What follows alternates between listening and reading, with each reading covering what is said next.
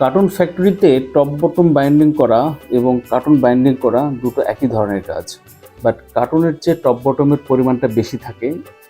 একটা কার্টুনের জন্য দুইটা টপ বটম লাগে, সেজন্য টপ বটমের পরিমাণটা হয়ে যায় অনেক বেশি এবং এটা বাইন্ডিং করাটা একটা অনেক সময় সাপেক্ষ কাজ হয়। এটা গণনার একটা কাজ থাকে, যেটা আরও বেশি একটা সময় নষ্ট করে।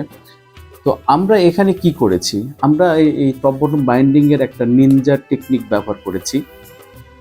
এই টেকনিকে মানে জাস্ট সিম্পল একটা সিস্টেম প্রয়োগ করা হয়েছে, যে কাজের ধরনটাকে ডিস্ট্রিবিউট করে দেওয়া হয়েছে।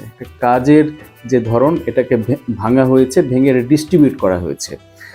যেমন এখানে যদি বলি যে এটা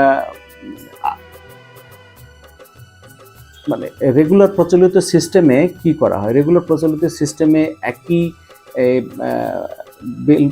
মানে একই বাইন্ডিং মেশিনের উপরে ওখানে কাউন্টিং করা, ওটা বাইন্ডিং করা, তার পরবর্তীতে এইটাকে আবার মানে স্ট্যাকিং করা, অর্থাৎ একটা টেবিলের উপরে সকল কাজ করা হতো। এখন এই নিনজা টেকনিকে আমরা ব্যবহার করেছি,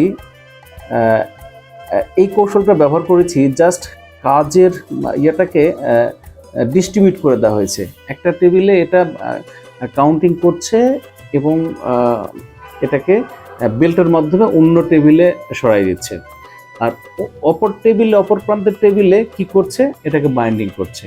অর্থাৎ একই সময়ের মধ্যেই এটার কিন্তু আমরা আউটপুটটা বেশি পাচ্ছি, মান পাওয়ার সমান লাগছে, বাট আউটপুট আমরা ডাবল পাচ্ছি।